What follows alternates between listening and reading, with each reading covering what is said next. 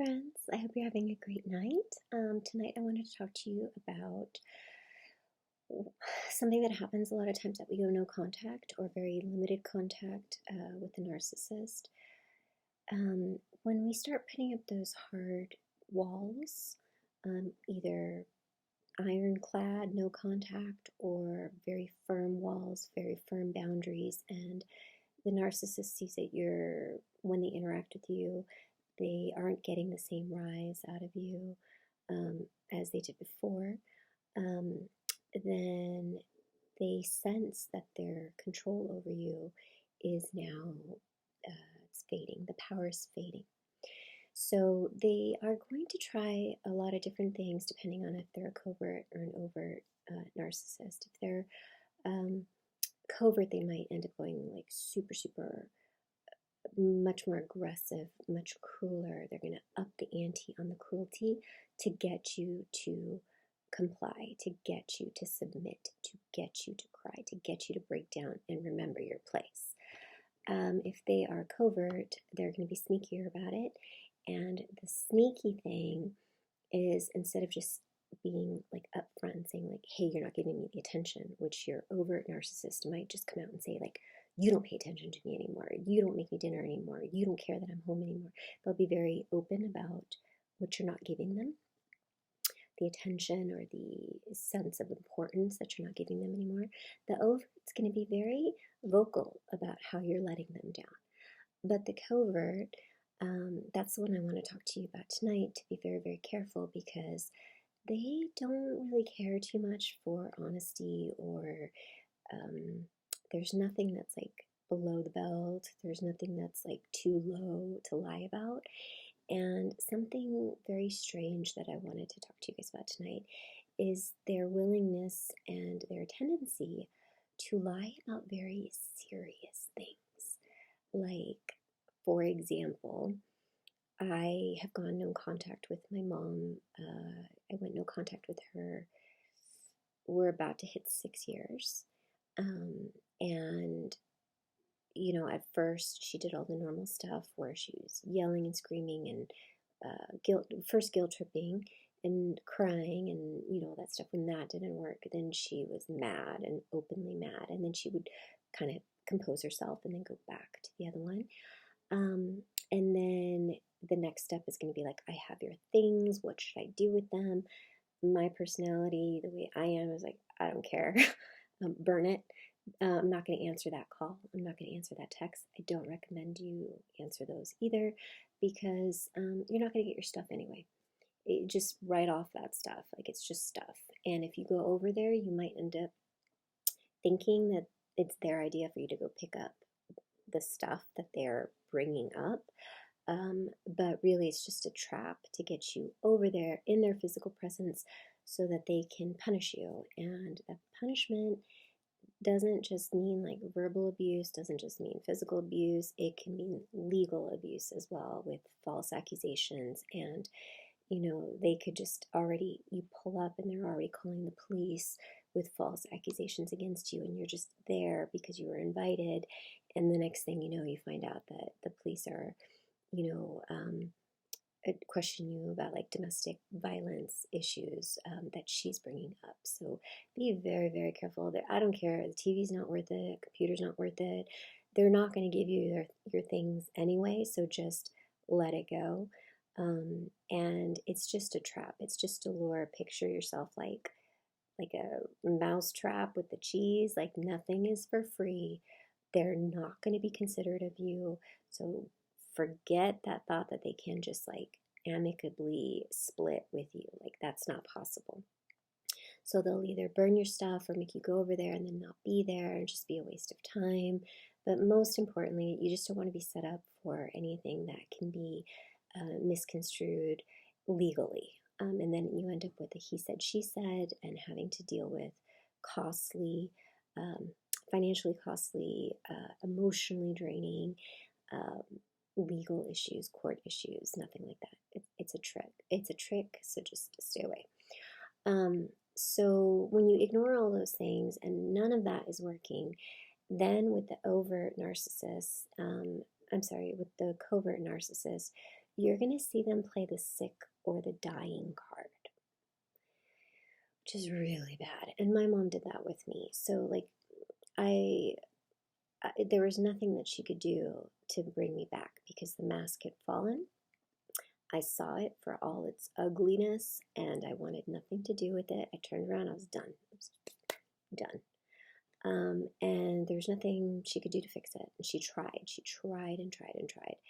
And all her old tricks didn't work because, yeah, my heart was broken and I could see what it really was. And the idea of the relationship that I had in my head was not in line with reality, and I had to accept that. And so it might be tempting to sort of really hang on to this fantasy that it's a misunderstanding, but it is not. So, yeah, my mom tried everything she could to get back in. And when it didn't work, she would leave very hateful messages. And I would, at the moment, I don't know, I think God helped me because sometimes I would hear her and she would just like heartbreaking, crying, and on these like messages, and I didn't respond to any of them. And it was just like, oh, should I call her? And then the next message would be like, trying to get my husband fired and falsely accusing him of beating me and, trying to get him fired at his work and all kinds of crazy stuff. So then I'd be like, oh, woke me up from that fantasy dream. Like, nope, it's exactly the ugly situation that I thought it was. So almost fell for that one, but I didn't. And you have to remember, I didn't know I was dealing with a narcissist when I did that break. I didn't know anything about Gray Rock. I didn't know anything about no contact. I had no idea. My life was just falling apart, and this person that I loved was suddenly very cruel to me and not at all behaving in a way that was acceptable. So then she ended up faking an illness, and she told me, I didn't respond. She told my dad. My dad was like, don't you care about your mother? Trying to guilt trip me into having something to do with her because now suddenly she's really sick. And, I really thought about that. And this is going to be a totally personal decision for you. Totally personal. I'm not going to judge you one way or another because this is your heart and your emotions. So I had to really think about it and say, if my mom is really sick and if she really is dying, do I want to see her again and make peace?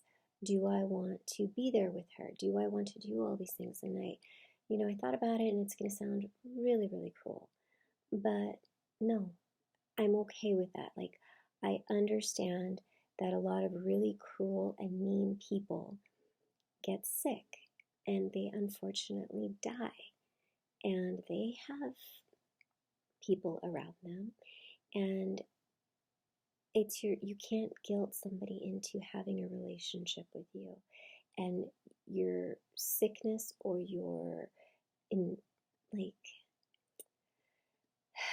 the thought of you dying,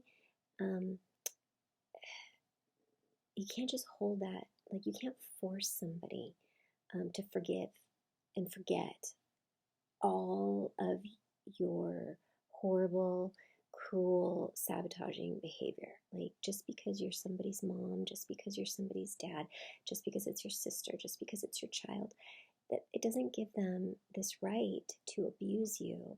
And I guarantee you, until, even if it's true that they really are sick, they will abuse you on their deathbed. They will, before they die, their last breath will be to spread some sort of lie or gossip or something to disturb your peace with your spouse and say, like, I just wanted you to know I didn't say this anything before, but I didn't want to be nosy, but your brother was having, your husband was having an affair with your sister. And it's like, what? And then, like, like a telenovela or something, like very dramatic. And then she dies, and you're left with your sister and your husband, and you're like, was that true? Don't even, nothing. It's not worth it. It's just lies. They lied to you before. They're gonna keep lying. They try to sabotage your life before, they're gonna keep doing it. Nothing has changed. But you have to be willing to accept the consequence. Like, I don't mean it like call their bluff or, yeah, she's not really dying. Like, for me, I was fine saying, I think she's lying. Um, if it's true, though, it's really unfortunate, but it's none of my business. And for my friends out there who've been watching these videos, and you've seen my testimony videos, and you know that that's not an easy thing for me to say because it sounds really hard. But I know myself, and I know my mom, and I know what she wants, and she wants the destruction of the peace and the love and the harmony in my home. So her unfortunately being sick or unfortunately being on her deathbed does not give her a free pass to wreak havoc in my life until her last breath. It really doesn't. So that's my personal choice. And yeah, so my sister was also no contact with my mom. My sister actually went for no contact first, and I was still in contact with my mom. And so we sort of flip-flopped. So she was at first no contact. I thought I didn't know what she was talking about. Then my mom exposed herself, her true nature to me, and I saw it, and then I went no contact. So we were both no contact for a little bit. And then my mom faked her illness and was very serious. She was faking cancer or implying cancer. And my sister's a big softie. My sister's a very, very sweet person. And she broke that no contact and she went to my mom. And my sister was kind of disappointed that I could be so hard. And she was not willing to take that risk. If she's like, I don't know who lies about something like that, but if she's lying, well, then I'll be the dummy. But at least I know, I was there for her, or whatever. So she suckered my sister back in with the illness that mysteriously was never discussed again once they started talking. And then, so then she broke that. And my sister, with her big heart, gave lots of time and lots of chances and really wanted to connect with my mom. And my mom kept breaking her trust, breaking promises, just doing the same old until my sister finally said, after maybe 2 years, I think it was like 2 years ago, enough is enough. And mom's never going to change. So, I just wanted to bring that up. It's very sad and it's a totally personal choice, and I would never tell somebody that they're stupid for being kind-hearted and wanting to ease someone's pain, trying to make peace with somebody. That's not stupid.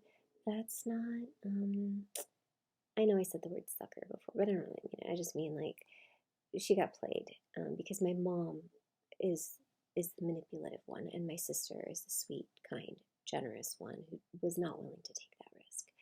And so she got conned. I'll say it like that. She got conned. Because you can't get conned unless you have confidence in somebody, and that person is just an abuser of confidence. So, So if you are not sure where you are in your journey with this, freeing yourself of the chains of this narcissistic abuse, and you're not willing to take that, and you think that if they really are sick and they do die, you think that maybe something positive would have come from that, then go try. You're not stupid, go try. But I beg you to go with an open heart if you insist on going, but just mentally prepare yourself for the venom that is going to be inflicted on you. Because even if it's not on that day, even if it's not immediate, it's going to come. It's very, very unlikely that a narcissist who's been this way, behaving her whole life this way, or his whole life like this, all of a sudden is going to have a change of heart, all of a sudden is going to want to be considerate of others, is all of a sudden not going to want to control you and force you to submit. that that's very unusual because that takes a spiritual overhaul. And it's possible. It is very possible. I believe in a God that can split the sea. So if he wants to take my mother and shine his light on her heart and show her a spiritual mirror that will leave her a puddle of tears because she will see the pain that she's inflicted on every single person around her, her sisters, her brothers, her in-laws, you know, her children, her grandchildren, and she could see and for a second feel the pain that she inflicted on others and has a complete and total spiritual overhaul. That is totally possible if she wants it. Um, I just don't see any indication of her wanting that, and I don't, I'm fine with my decision to, based on nothing but her, none of her behavior is showing anything different. So I don't believe it. I don't believe that that has happened. Maybe one day it will happen, and on that day I will drop to my knees and thank God for having so much love and mercy for our family that we could be restored. I would love that. But I don't need that to happen in order for me to have a full and happy life. I don't need her to hear me out or to apologize. I don't need to hear empty words. I don't need her to just be a sounding board for me to vent all my frustration and my, because I know she doesn't care. So, so my friends, like, if you want to go see a sick or dying um, parent or ex-spouse or child or adult child who has a history of abusing you, I just ask you to just be very, very cautious and take in all the love that's going to be given to you if that's the way that your situation turns out. But if you end up having this hope turn into a nightmare, um, don't even for a second let the shame and the depression or the anxiety or the guilt, slide right in. Because I feel like that's a really great way to open the window, open the door to your heart and have all of the bitterness and resentfulness and the anger and the hurt and um, just everything just relive, and you'll end up really messed up. I'll just be straight up, like, you'll end up really, really messed up if you go there with an open heart and you get poison spewed all over you. That'll be very disappointing. So, you know, I wish you the best of luck. Let me know how it goes if you decide to go see someone, or if you did go and see someone. Drop a comment below and let me know where you are on this journey and how it went, and what did she say or what did he say to make you go back. I think that's really helpful when we read each other's comments and we see, like, hey, I heard that one too, or hey, that happened too, or that sounds really similar to what happened with me. Then I think it's really helpful to not take these things personally. It's just schemes out of a playbook. It's, yeah, it happens to all of us, and you're not stupid, and don't feel embarrassed. And if you are firm in your boundaries, please don't let family members bully you into thinking that you have to go do something that you know is going to be bad for you or bad for your children. And if you going and visiting a very wicked and cruel parent on their deathbed so that they can do all their stuff to you is going to leave you so emotionally drained and guilty and leaving this horrible headspace that you're going to go back to your family depressed and unable to love them fully. You're going to be taking away from your kids. You're going to be taking away from your spouse. So it's a personal decision, but it also affects others around us that do love us and do respect us and do have compassion and love for us. And it's not fair to get abused from one person because you feel like you owe it to them to try for whatever reason, and then go and unload all of your emotional baggage on your family who haven't done anything wrong. So think about that. And yeah, let me know how it goes. I wish you guys the best of luck. I hope you have a wonderful night. And if you like this video, please like, subscribe to the channel, share with your friends. I really, really love your comments, and I appreciate all those likes. And yeah, encourage each other too when you read the comments. Let people know that you went through something similar. Even if you don't want to do your personal details, just like the comment so that they can see that they put something out there personal and you can identify. And I think we help each other when we're honest and bring all those secrets out into the light. Hope you find this helpful, and I will talk to you again soon.